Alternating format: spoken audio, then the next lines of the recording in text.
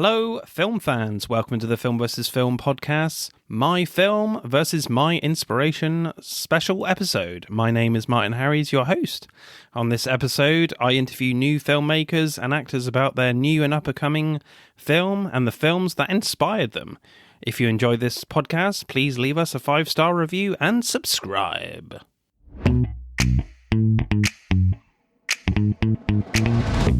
Hello, Podroonies or Podsters, if you prefer. Welcome back to our new series of podcasts, My Film versus My Inspiration.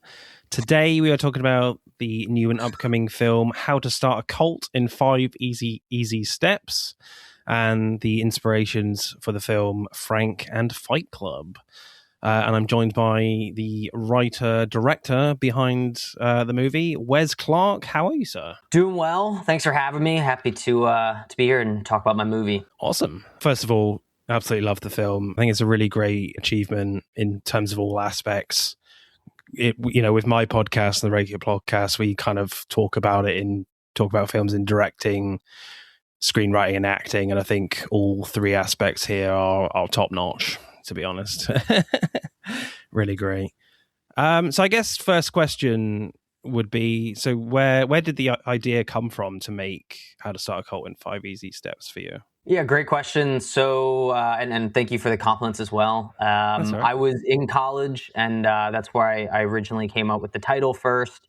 I just liked, the hook of it and kind of the sound of it. And then I really wanted to make sure that coming out of college, whatever I did first, whatever movie I did would be something that spoke to where I was, people my age, kind of the surroundings that I was in. I think it's really easy for movies and filmmakers who are making these movies to go into topics that aren't necessarily realistic, and you kind of go into these hyperbolic action thrillers. I wanted to make sure that whatever I wrote was speaking to where I was in the world, my age, kind of coming out of college. Yeah, it came in pieces. I wrote the script really, really quickly. At least the first draft of it maybe took 10 days or so, maybe 2 weeks at most. So it came pretty naturally. And I knew I wanted to do something that was grounded, but also absurd. And I just kind of naturally have that humor in me, the very dry sarcasm that, half the people I meet who don't really know me think I'm joking. And then the half that know me think, oh, he's like, that's what he thinks, which makes for very interesting dinner conversations. But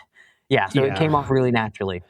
Yeah, I feel like I have that in just normal conversation with people.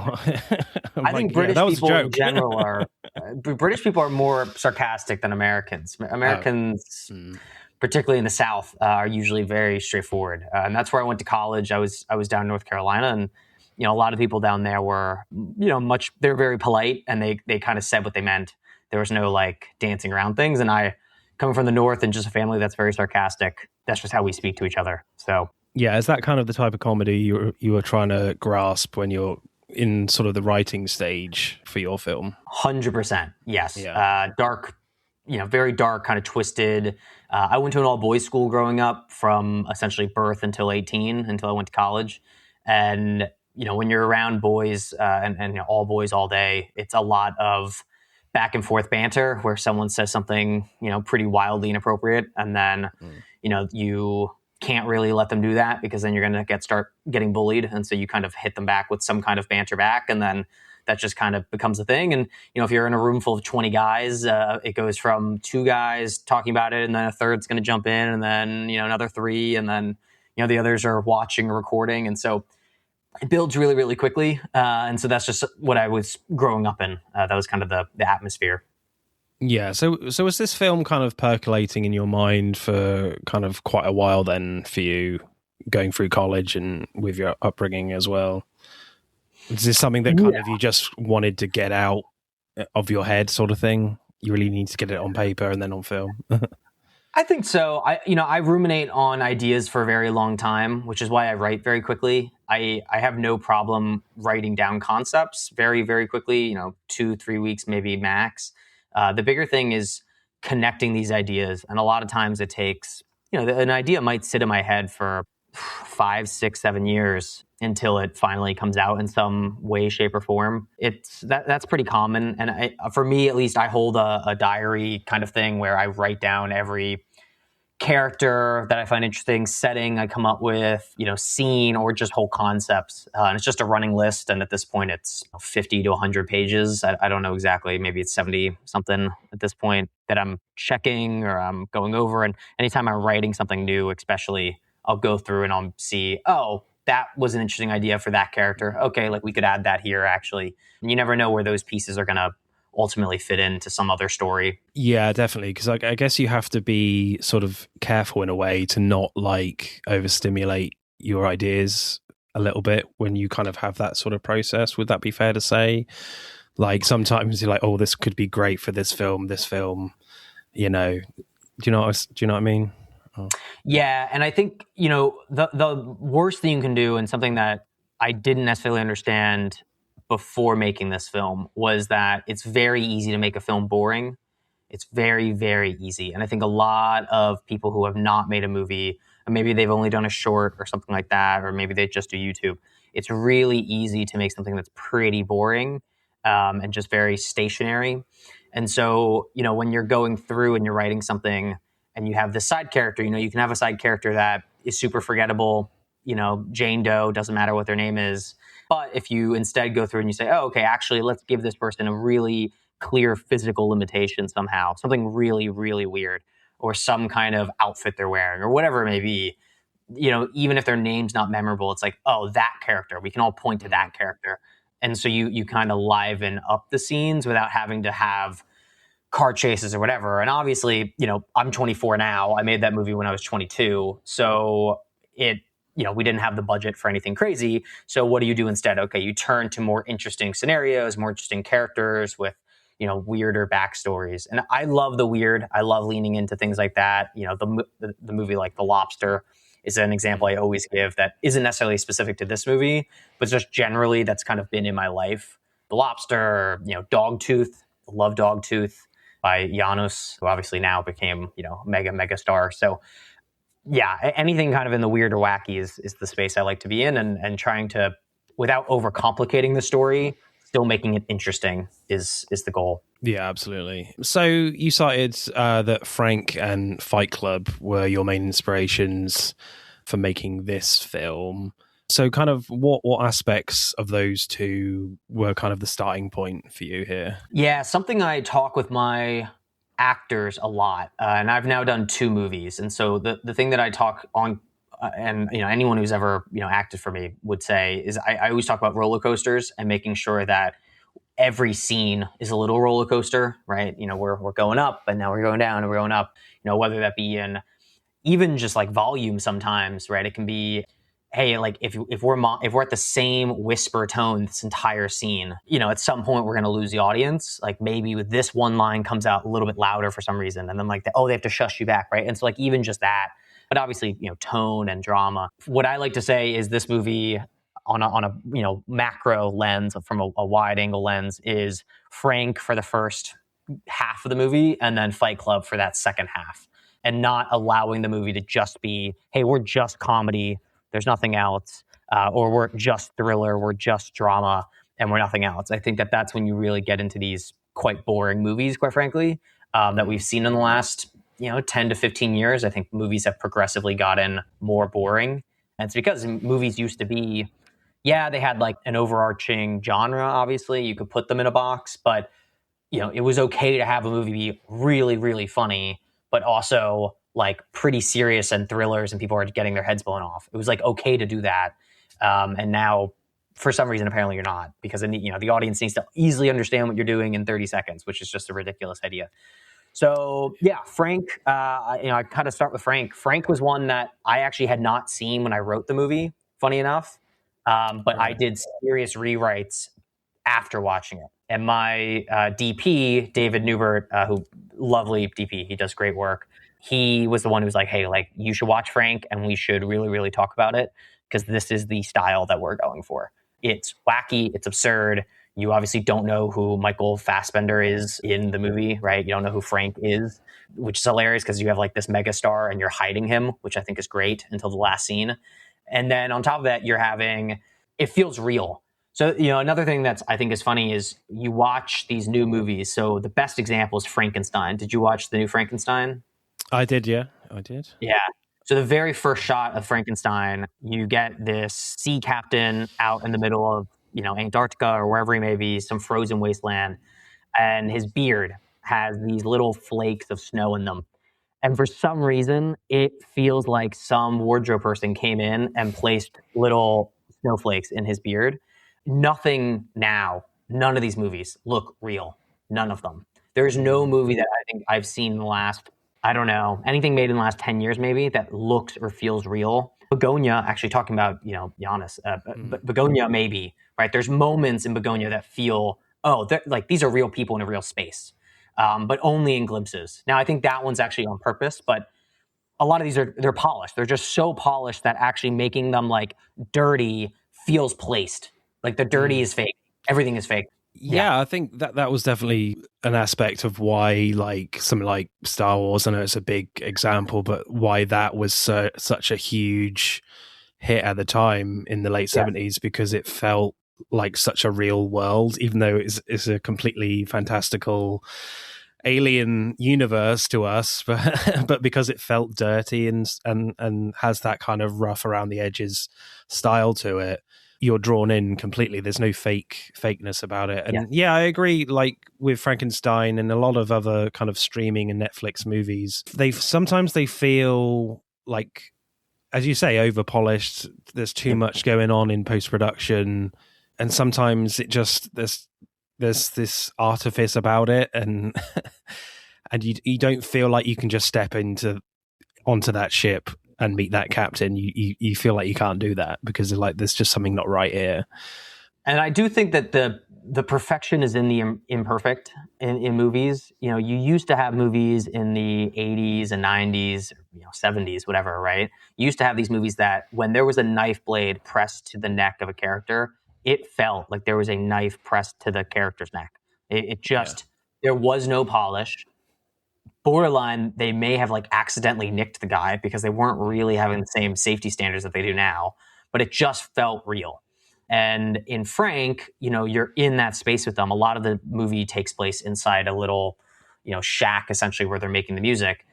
That feels real. We feel like we're in a shack, kind of in the middle of no man land, right? And like they're just it's a band trying to make music. So we really talked about, okay, the setting needs to be real and raw, but then it needs to transform. And that's kind of when you get to Fight Club, right? So you start in this world that, it's like he's in his hometown and, How to Start a Cold. He's in a hometown and he's at his house and he's in a basement. Like it all feels very possible, right? Even the record store like feels very real. It's messy, right? Nothing's clean. We didn't place anything. We tried to find locations that were very legitimately them, and we didn't touch them. And actually, a lot of the people we would, rent from, they would ask, "Hey, do you want us to clean up a spit?" No, don't touch a thing. Whatever is there, you're leaving there. We don't want to place things. We don't want to set design this place. Like we came to you because this is the place. And then as the movie transforms, you enter into more of Fight Club world, where in Fight Club you have characters that are, it's still raw, it's still gritty, but it's getting raw and gritty in a way that's kind of beyond the payload for most people. So the world is bent, meaning, there is no outside world. And when it is the outside world, it's, all dark and gloom. It's never sun. Everything is perfectly chosen, which obviously is not Frank. Frank is like, oh, it's sunny today. Whatever. It just feels like normal life. Fight Club is not. Fight Club is uniquely chosen and designed and choreographed. And so that's us. So, when they're doing the fighting scenes later in the movie, all of the windows are blown out white. Like you can't see out into the world. They're in this little ecosystem and that's it. There is no other outside existence. And we do that very much on purpose. Yeah, I was going to ask, like, it feels like with the cinematography that it feels a lot brighter. It has this kind of dreamlike quality for Thomas as he's kind of descending into his own darkness kind of thing. Was that something you were very conscious of trying to create? And it's very dark as well sometimes with the contrast, physically. Is that something you were really trying to get right? Yes. You spend a lot of time in pre-production getting to understand the character beats in every scene. What is the character after? And obviously for an ensemble cast like How to Start a Cult, it gets difficult because you have 5 people who might all need their individual things. And then how do you match that to the lighting or the tempo or the dialogue and how does that all come together. Again, like I said earlier, movies are really easy to make boring. There are some multi-million, tens of $1 million movies that are really, really boring. And some of them win Oscars, which is great. And, I think to make something that's interesting, you need to have all of these pieces come together where, okay, this character is, this just like a baseline. Like this character is angry. Okay. What does anger mean? Okay. What would the lighting change to if we were to represent the lighting? Okay. That's interesting. What would his wardrobe change to if he was angry? What would angry wardrobe mean? Okay. That's interesting. Is he more heavily shaded? Like, is he in more darkness, or are we contrasting? Is he actually in more light? But, and like just playing that to the nth degree where you get down to the point of, anything he's wearing, anything he's interacting with, the dialogue that comes out, his facial expressions, how he interacts with other people.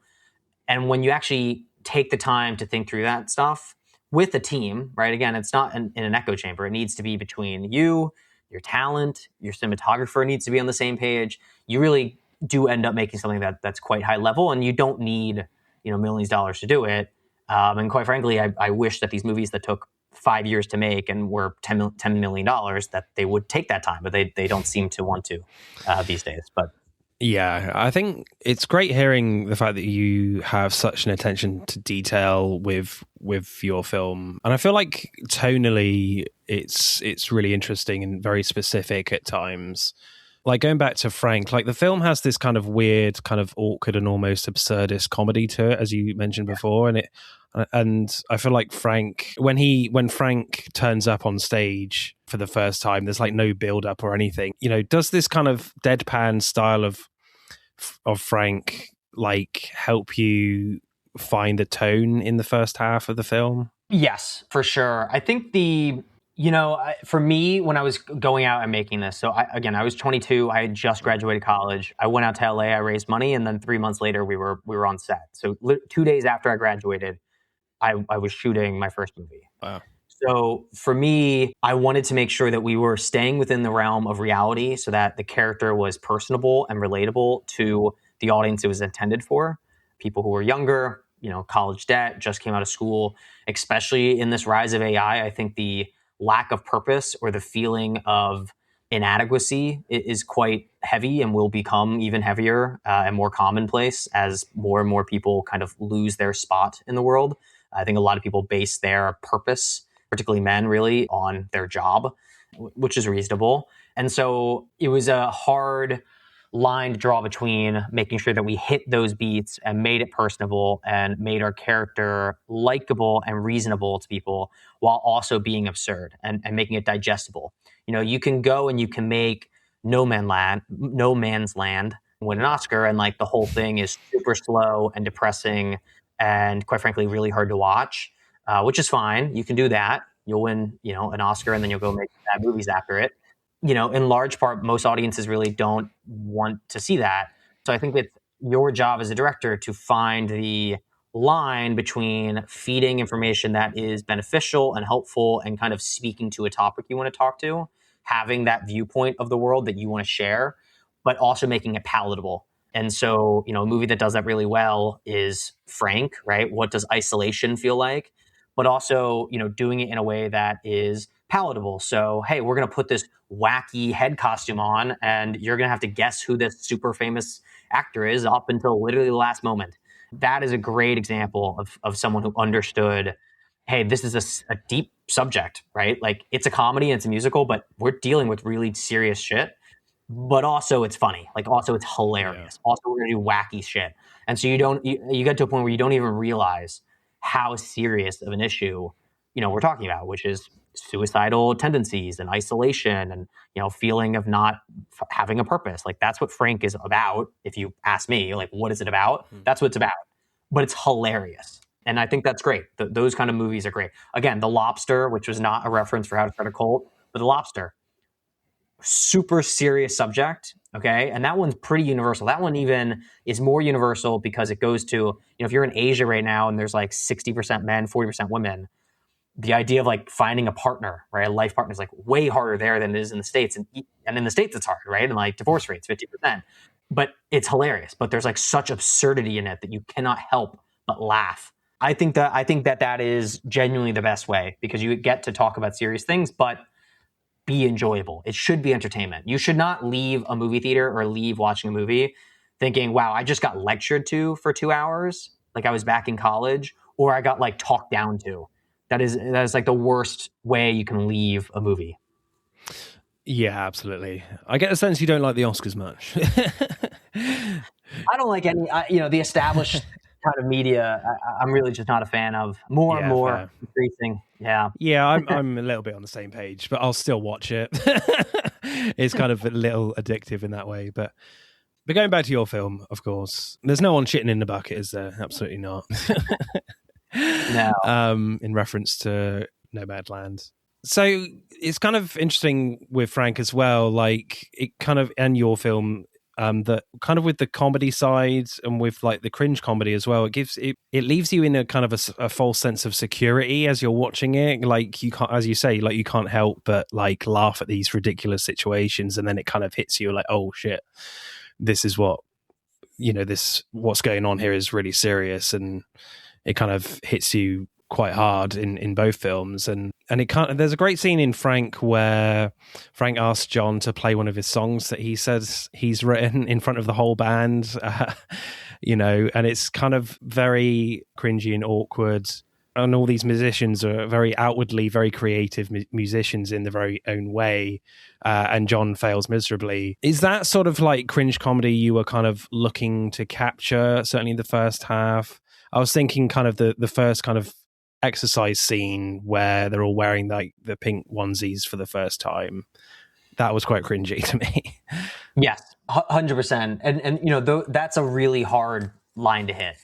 Falling into the cringy unwatchable is such an easy thing to do, but sometimes to express some of these ideas, you really do need to put these characters in a position where it's just awkward.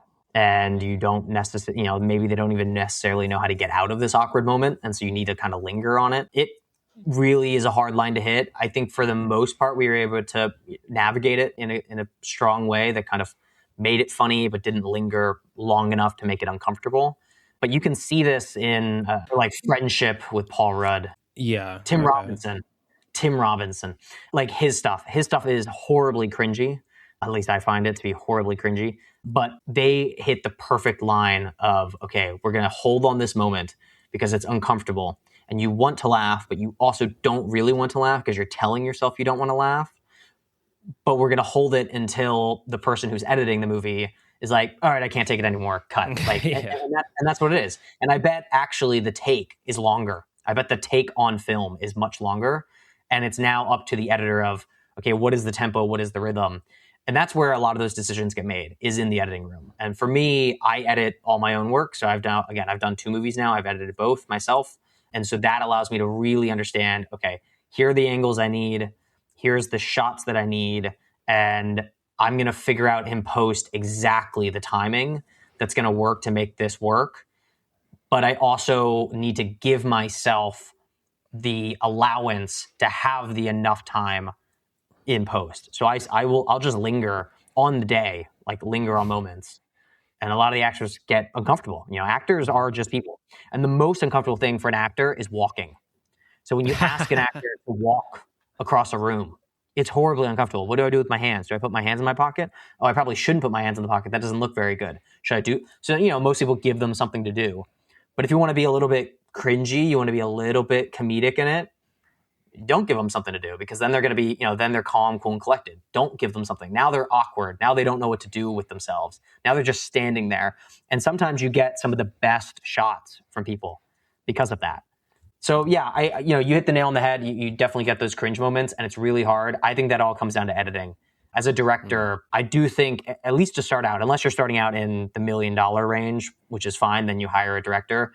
If you're starting out like I did with some low budget films, I think editing your own work is extremely helpful. You just start thinking in terms of the edit and not in terms of individual shots.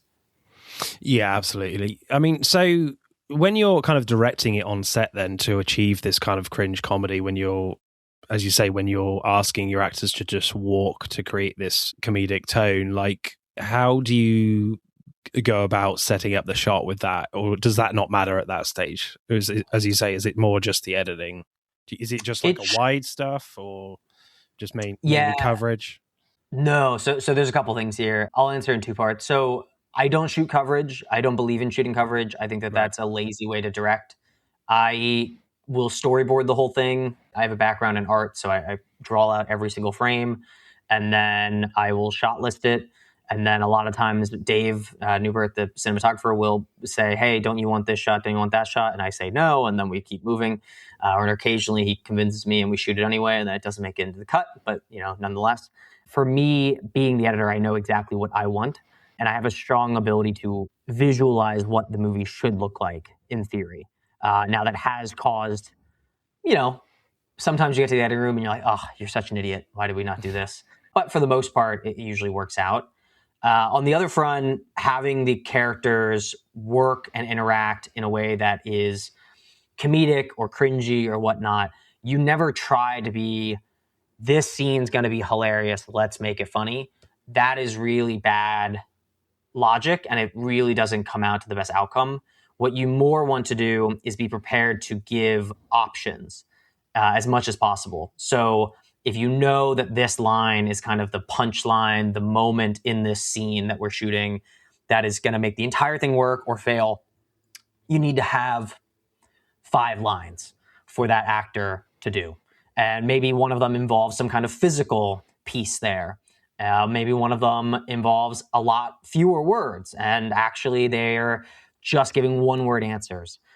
Whatever it may be, it's never, hey, be funny. Hey, poke him with a stick. Be funny, be funny, be funny. It just never works. And it's the same thing with being cringy. It's the same thing with any of that kind of stuff. The more important thing is getting enough options and takes where the tone shift between character A and character B, when that line hits, that moment hits, that's all about getting to, we have enough options between the two of them that we can match up and sync. So it's not that this person is super serious and this person's now really, really funny, and now it just doesn't really coexist, unless that's the point. And sometimes that is the point, but rarely. But that actually, okay, this was kind of funny, but this got a little funnier. We're even more funny. And they kind of build together. So you just really need those options. That's really the main piece. The worst, and I've been on set with people like this, the worst directors are the ones who are, all right, go be funny. I mean, what a gut shot. It means nothing. Yeah. Be sad. Okay. All right, cool, fun. Yeah, I think that's, directors are always like, you need to trust your actors, but I think that probably goes a bit too far. They need some sort of direction with that sort of thing. I do like actors. So what I always do is I will shoot it until I get a take that I like. And then what the very next question is, and I tell them in advance, because I will ask every single shot. Because the most expensive thing is moving a light, okay? By far, the most expensive thing is to move a light, move a camera, move whatever. So when you're already set up, the easiest thing you can do, especially in the digital era, is to just press on, right? Press record. So we'll get it, maybe it's 2 takes and we got it. And on that second take, I know I have it. I know that I like that second tape, and I'll write in my, my notes, second take, great. I then ask them, okay, is there anything you wanted to try? Is there any wacky idea, anything crazy? Okay. Do you think you could go bigger? Do you think you should go way smaller? Whatever.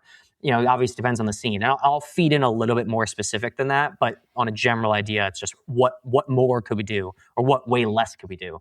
And almost always, actors will take me up on it.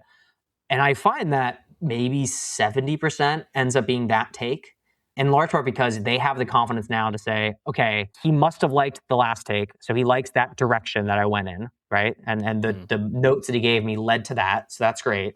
But how can I go even deeper into this, and with the confidence of knowing this is not going to make it, so I don't even care. So I might say an extra word that I was thinking but didn't sound natural, but maybe I should try it. Maybe this word's stronger, or hey, maybe I should really get in that guy's face. I don't even, I know I'm not supposed to, but maybe oddly I do. And a lot of those moments certainly made the movie, and made the movie so much better too. So I love allowing the actors to do what they think. Now, again, it all comes on the heels of getting to a point that was write or what I wanted. So they have notes already. They know what I want. But now having the freedom to, okay, I can put my own flair on this. And a lot of them, they're talented people. They know what they're doing. So if you're casting well, at least. Yeah, I guess that could be quite challenging in a way with the fact that you have quite a large cast here.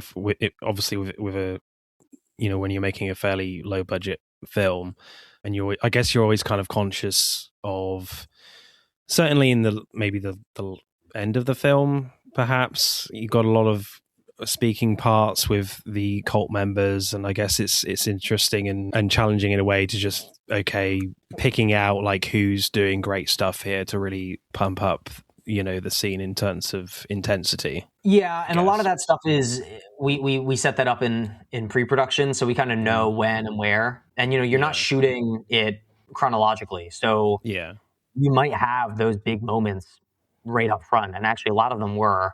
And you might have some of those quiet, shy moments that you're just meeting these characters at the end, and so you have to be prepared for that and kind of understand. Okay, this is at this point in the movie, this is what this character should be feeling or thinking, and it's okay. That's and then also taking a mental snapshot of, all right, that's how they played this scene, and in 2 days we're going to film 3 scenes before, so he has to be lower or higher or whatever may be to that. The job of a director is not hard. The hard part of being a director is just getting jobs, like getting more projects off the ground. It's really hard. It takes a long time.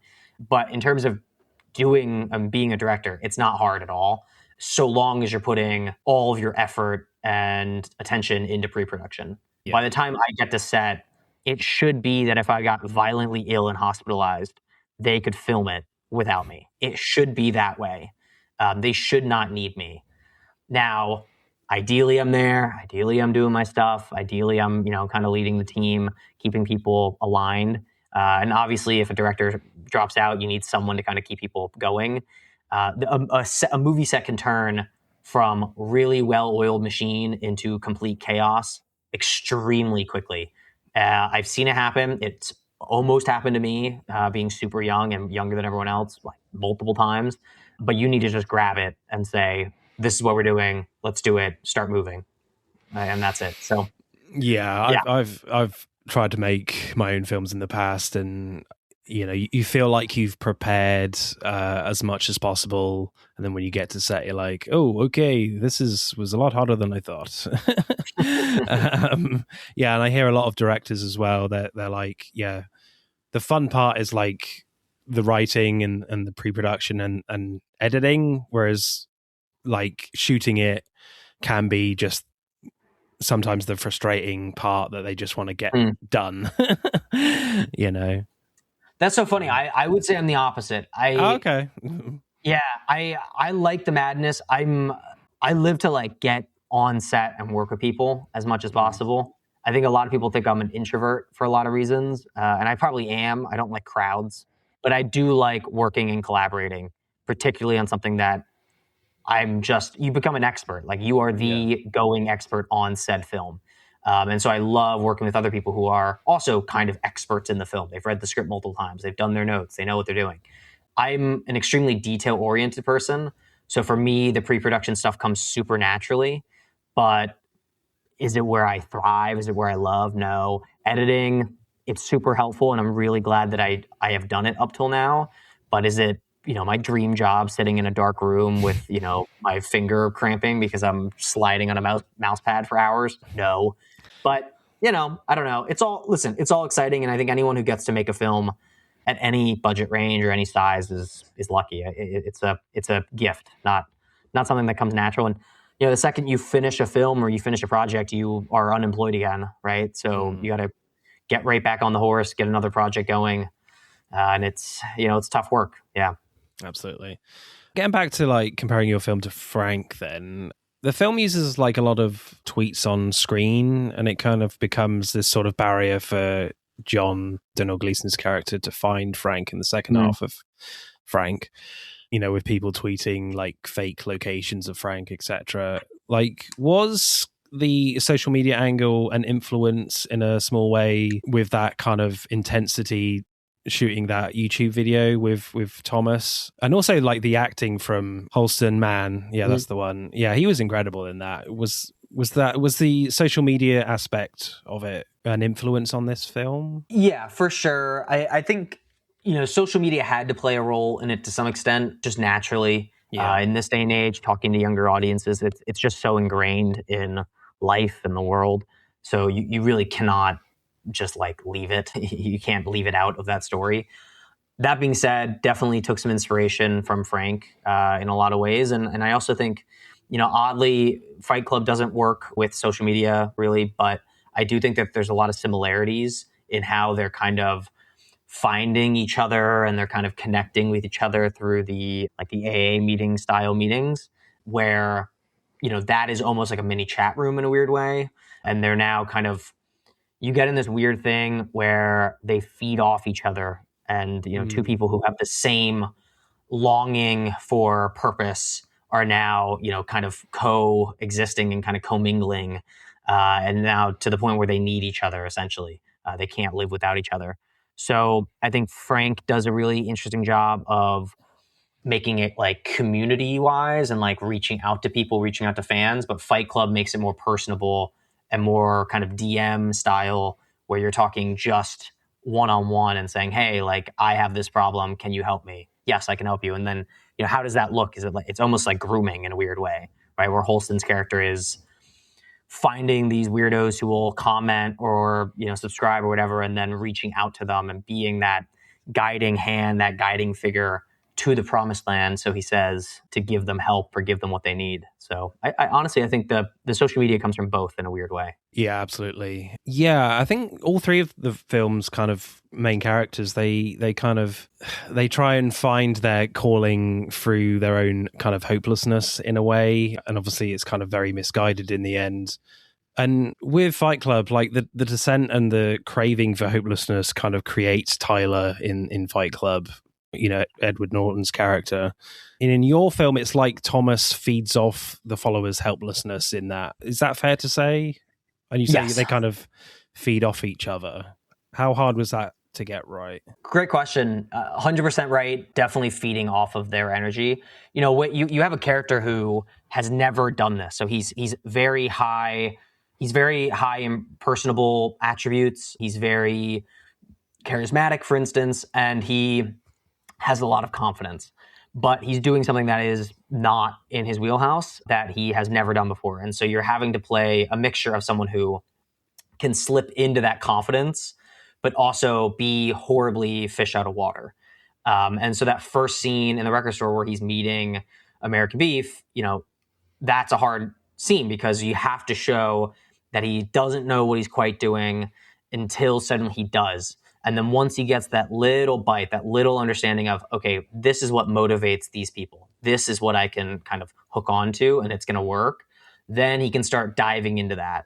And there's multiple scenes where he's not quite sure what to do. And then once he figures out that thing, he just, he drives the needle in further and further and further and further, right? But he just has to find it first.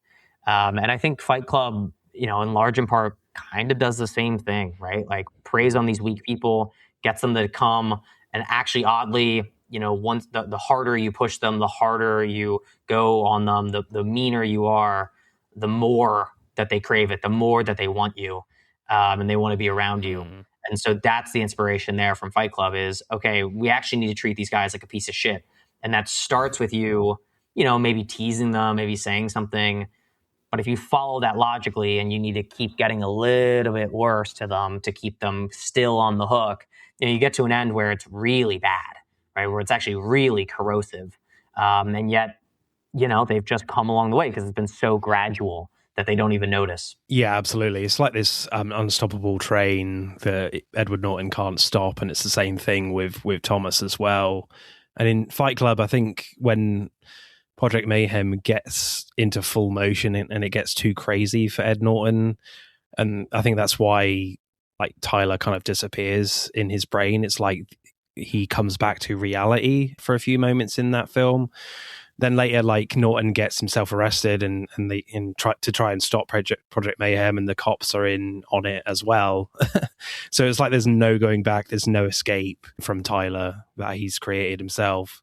And it feels very similar in your film towards the end, obviously avoiding spoilers, obviously. Like, how important was it to make kind of this cult have this level of danger and menace about them kind of towards the end? How difficult was that to achieve? Definitely difficult. A lot of it did come down to budget, just in honesty. You know, the original version of the story went far darker and was ultimately what I did want to do.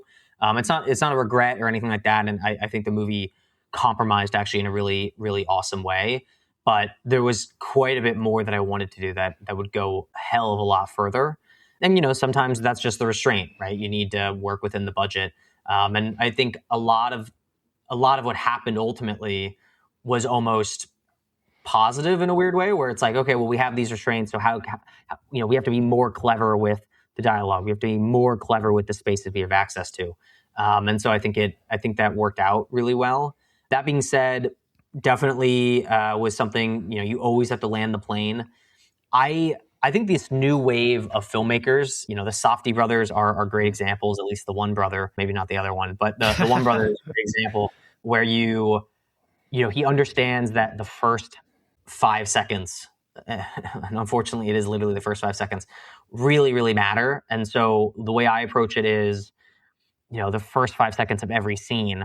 It used to be that older movies used to, hey, we're on, you know, a bird in the sky and he flies away and now we're going to pan down and now here's our actor. It's like, okay, well, if you do that now, slide, you know, gone, like no one cares. All right, bye. And yeah, but it changes, you know, it's changing how you make a movie.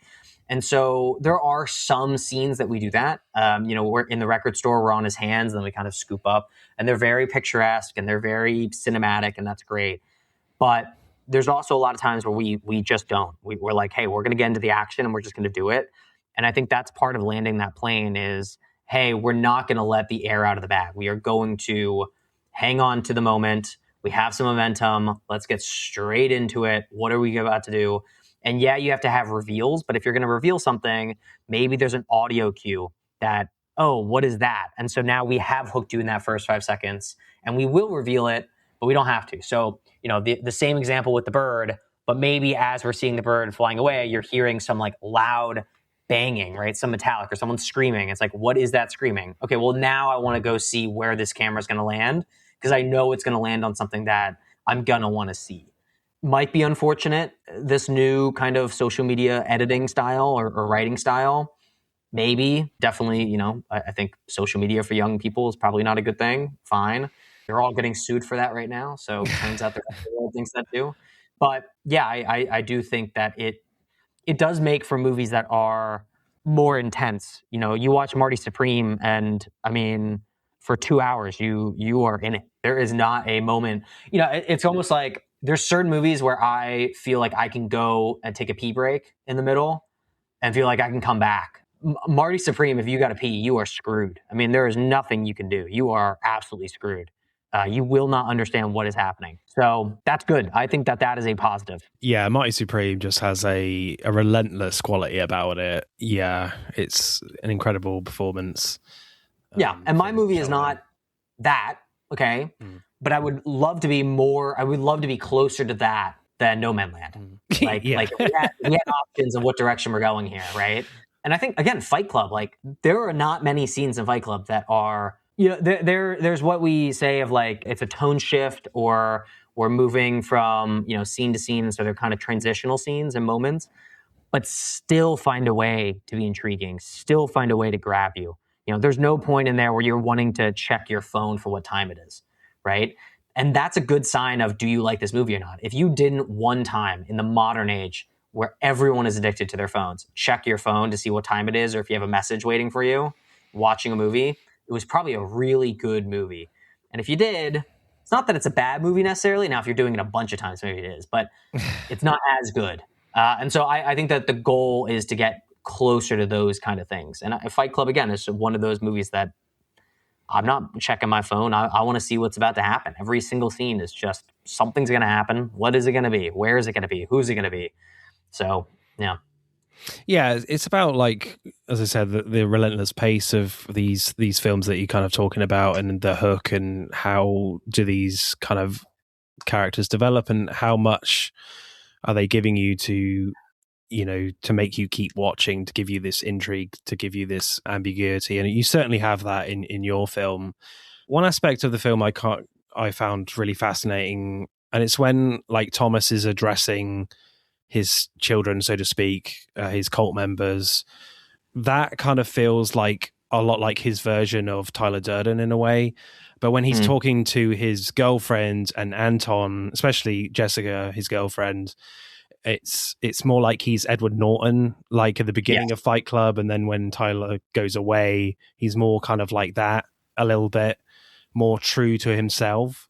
But I think it feels a little bit more subtle in your film. Is that fair to say? Was that really important to you to get right? Was that difficult? Yes, that's a great point. In this movie, you have, and this is actually linking to the social media aspect that we talked about earlier, is that there is a personality that you have online, okay? And that is Tyler Durden. That is who that is. And then there is the example of you in real life. And that is the narrator, or that is Edward Norton's character. For me, it was important to have Holston's character be this super macho, I know what I'm doing, Navy SEAL, trained, obviously not, God, right? Pseudo God to his followers, but then be able to turn around, at least to start, to his girlfriend and be the real him, be the sensitive, normal human being with thoughts and hopes and dreams. And we see signs of him early on where he's talking to Anton and he doesn't know what to do with his life. And like, you really do see him at a low point, but then, he can't act like a loser in front of the real losers, because then they would know and they wouldn't pay him money. So it was super important for me to have that code switch and have it also in and between scenes. One of the examples is when he's handing out the stakes to everyone. He is clearly acting and kind of almost performing a monologue as the actor literally is performing a monologue to them. But a moment earlier, he was talking to his girlfriend just normally and just chatting, right, about normal things. That is super important and something we talked about, because those lines blurred so heavily later on that wouldn't have made sense or wouldn't have worked quite to the same extent had we not set it up earlier, where, now he's talking to his girlfriend and he's not breaking, right? Now he is just this performing character, right? So when he proposes and she says, not while you're in character, that moment doesn't hit unless you get him to see those sides. And now the audience understands, okay, like when he talks like this and it's quick and it's polished and he's not stuttering and it's perfect, that's this guy. Oh, now he's sensitive and he's caring and whatever, that's that person. You need to set up both. So I think it's something we hit really well. And honestly, all praise to Holston. I think he's a really, really strong actor, especially for his age.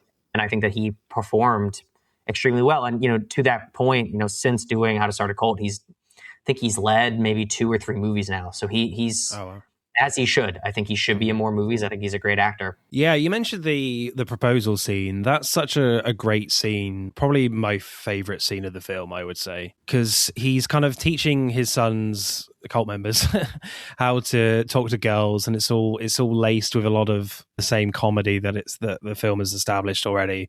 When Thomas shows them how it's done, and with Jessica, his girlfriend, he ends up proposing to her.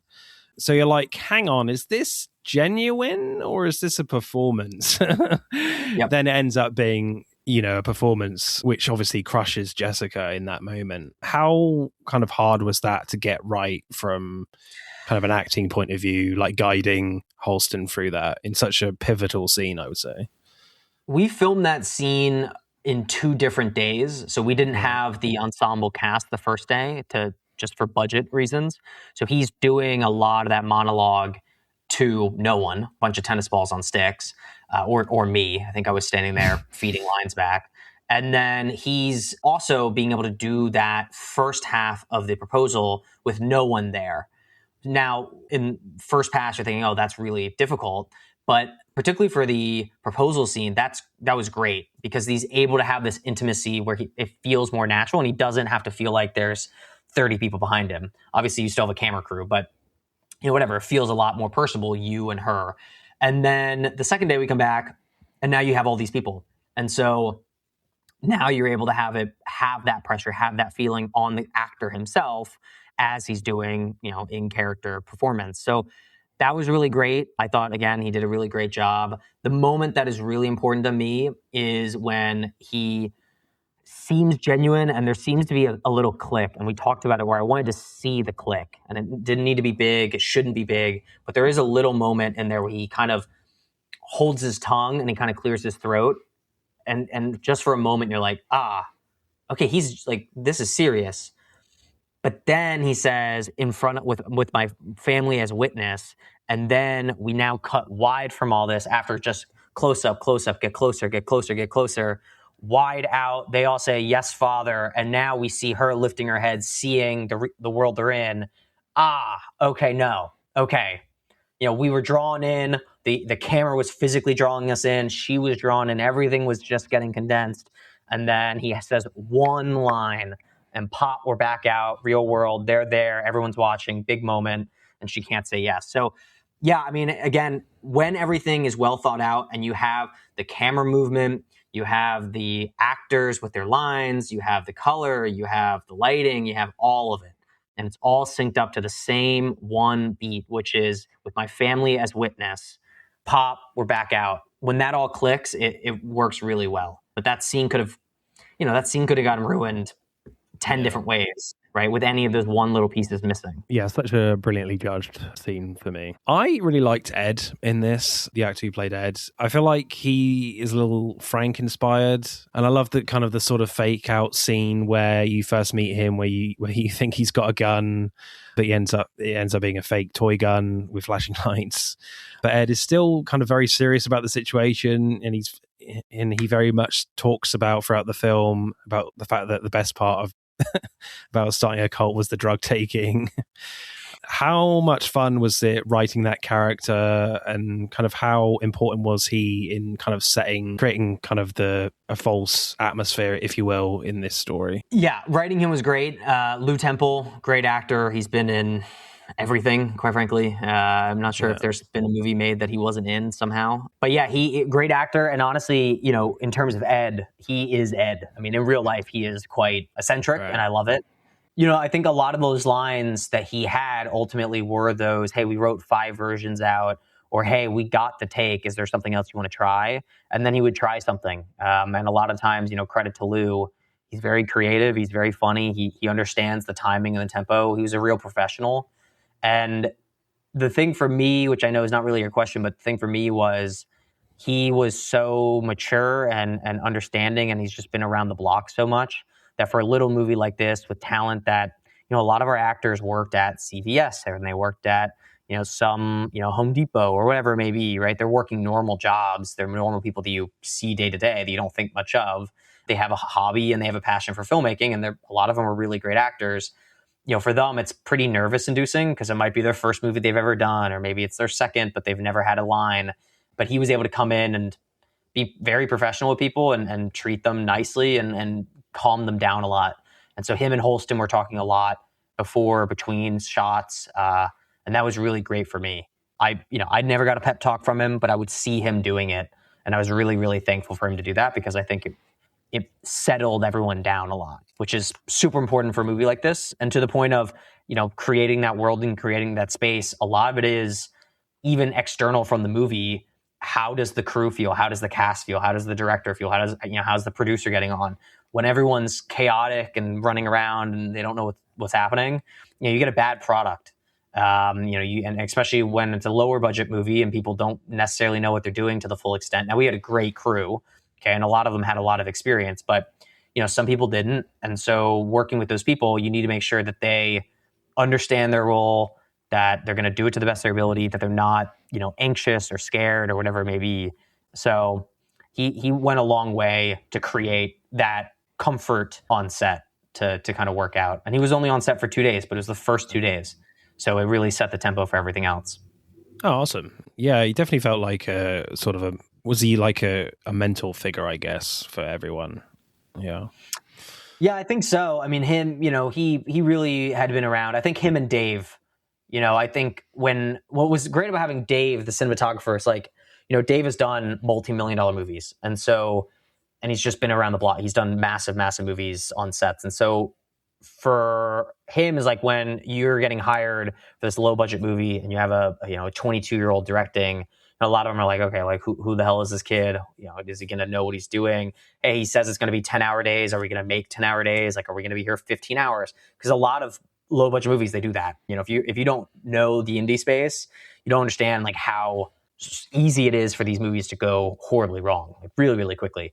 But we never went overtime, not one day. We only had 13 days shoot. Quite frankly, we could have shot in probably 11, but we were nice to ourselves.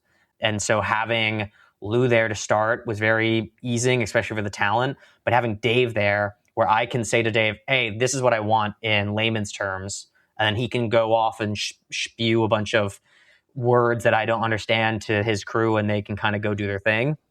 Like perfect. I mean, like really, really, really perfect. So I think having those two being around the block, longtime filmmakers there and present really helped. Awesome. So we've kind of established that like there's sort of two halves of this film, sort of tonally. The first half of the film feels like kind of a satire comedy on cults, and then when we get to the campfire scene, it feels like the tone kind of starts to become more serious with what Thomas is doing, and he's certainly having a strong impact on these people at that point. Was that always the scene that you targeted of like, okay, this is where the film is going to start subtly changing? Was that always the scene for you? Was it, or have I got that wrong? No, 100%. You got that right. Yeah. I really wanted to make sure that if we had an ensemble cast, everyone had their moment. I wanted to make sure that all the characters really had that arc that was worth watching, worth following them. Oh, I really liked this character. Well, no, I really like that character. You don't get that kind of choice in people if you're not spending the time to develop them all. So for me, having that campfire, we were able to meet, a lot of them kind of for the first time, who these people were. You got glimpses, American Beef, you first meet him. He's obviously the first one. You kind of learn some stuff about him, but is it that deep? I don't know. And then Stutters, I think you get a really sharp understanding of really, really early when you very first meet him. But again, how deep is it? Do we really know? No. So that campfire scene, you get personable, you get dramatic. And I think it's really the first moment of that Fight Club rawness where you see people as people. It's really easy to have an ensemble cast and see people as NPC piece of shits, to quote the movie. And so you don't care about them. If they die in the next scene, okay. And, we all know these movies where, like, okay, well, there's like 10 of them and they, oh, well, that one person out of the 10 is not famous. Chances are that's the first one to die. Like, that's going to be the guy. I was just watching Good Luck, Don't Die, whatever, Have a Nice Day, whatever that movie was. Yeah. Which I actually really liked. I just don't remember. But there was one dude in the crew that was like not famous. Every other person's famous. It's like, all right, he's dying. Like that's it. And so I didn't want that. I wanted it to be, hey, if someone dies, like, you don't know who it is. It's not necessarily that we are going to kill someone off necessarily. I mean, obviously, eventually stuff happens, but you would have no idea. And even me spoiling that someone will die, I bet you get halfway through the movie and you can't point to who it's going to be. Right. So yeah, I think, I think that's great. I think more movies need to be like that. And quite frankly, as I write more and more, I'm willing to go into those extremes even more as I write now. Because I have that confidence of, hey, you know what? It really does work when you overdevelop these characters. And then, hey, we're going to take this character away from the audience. Yeah, maybe they liked them. Maybe we set up this whole thing to make sure that they really, really like them. What happens if we remove them? What happens if they die? What if they move away? What if they get kidnapped? Like, what happens? Is that intriguing? Are we going to watch more? And I think it's worth doing. So yeah, those characters all had to get developed, had to happen. Absolutely. The scene where Thomas makes his sons hit each other is really intense and certainly another pivotal scene for the film. And when Thomas orders Anton to get hit in the stomach, that's brilliantly acted from both of them. Like, how hard was that to get right from a performance point of view to achieve that level of intensity for you? Was that very actually carefully crafted? Yeah, the hard part actually, funny enough, is not the harder you hit. The harder you hit is the easier bit here. So we actually had a really tough time starting that scene because what you have is, it's acting, right? So they're not actually hitting each other, obviously, but that means that the whole point of it is a swing and a reaction. So if you're going to have a fake punch with no reaction, because the first one is a little girl and a big guy, well, how do you act a punch when she's going to swing, but he's really not going to react? And so we actually had a really hard time getting into the scene because we didn't know how to sell it that he even got hit. So we end up having to have him kind of, just a little bit. And obviously you have the sound in post and like we know it's going to be there, but you need to have that kind of reaction shot. The harder you swing, the more power you put on it, easy, right? Now it's bop, and everyone, wah. That stuff is super bread and butter. Not hard at all. It's really fun to do. Obviously, in a big budget movie, we would have done it probably to a far more extreme. Actually, in the original version, I wanted to break arms. But right. but we were not able to do that in this one. I wanted to build like a prosthetic arm and like properly, like that's what I wanted the thing to be. And then he was going to wear a cast. So it was supposed to be like him over the thing as like, oh, you've been so it was going to be punch, punch, punch. He refuses. Oh, fine. You refuse. Hold him down. And then like they were supposed to go bop and like snap his arm. Ow. Couldn't do that. It was too expensive. But it would have been cool. Would have looked great. But whatever. And that was based on, there's at Penn State apparently, or I think it's Ohio State. Don't sue, allegedly. There's a frat. I was in a frat, but it's fine, barely. But there's a frat there that the president, the head of their fraternity, the senior, had to break his arm at some point during the year. Yeah.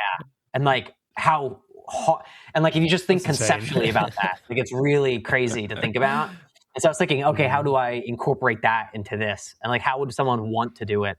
So I wanted to have like a moment where he's like, oh, like, okay, like, how am I what do I do? But anyway, it didn't happen. So Next time. that's always the reality. You have you have a graveyard of ideas that never happen, but that's still in my diary of notes. Eventually I will get to do it. Yes. Yeah, but like the end of the film where Thomas's children like turn on him definitely feels like when like Project Mayhem gets out of hand in Fight Club, when the cops try and cut off Edward Norton's balls, and in Fight Club, Edward Norton kills Tyler by shooting himself in the head. Yeah. But Edward Norton lives. He goes, and he goes full circle, but can't ultimately stop the chaos in watching, the buildings blow up at the end. Here in your film, like Thomas decides to commit suicide, and his sons and his chaos that he's created remains.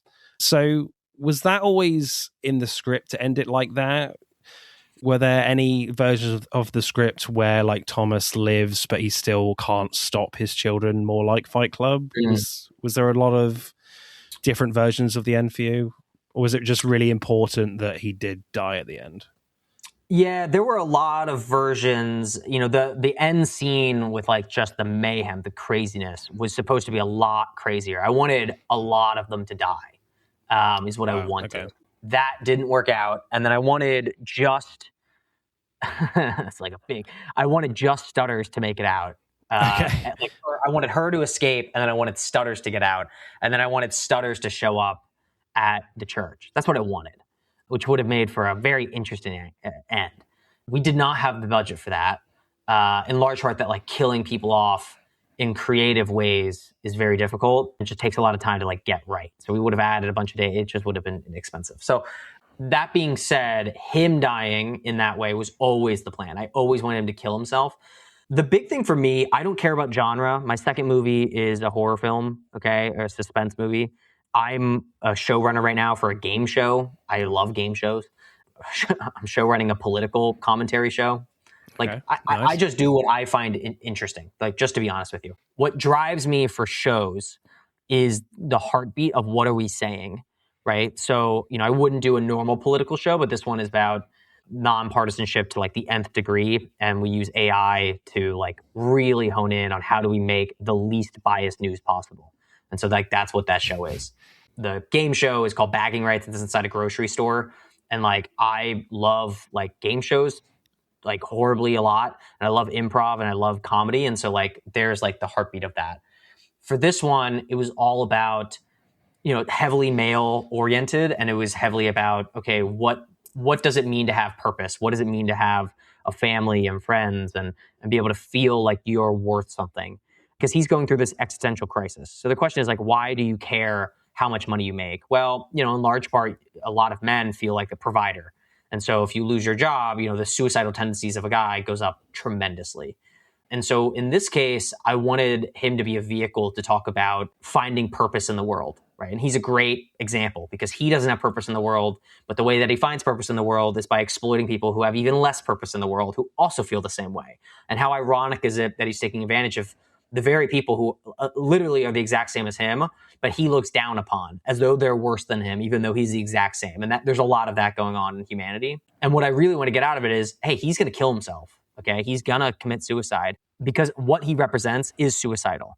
Okay, the idea that his purpose wasn't this girlfriend who wanted to marry him, the idea that his best friend who would do anything for him clearly isn't enough to satisfy his need and like feeling of like being somewhere that's like worth something, right? Like if the people around you are not the ones giving you fulfillment and it's somehow your job or how much money you're making is, like, what kind of reality is that? And how suicidal is that mentality? And it turns out, or what I would like to express to people, that it is horribly suicidal, that mentality.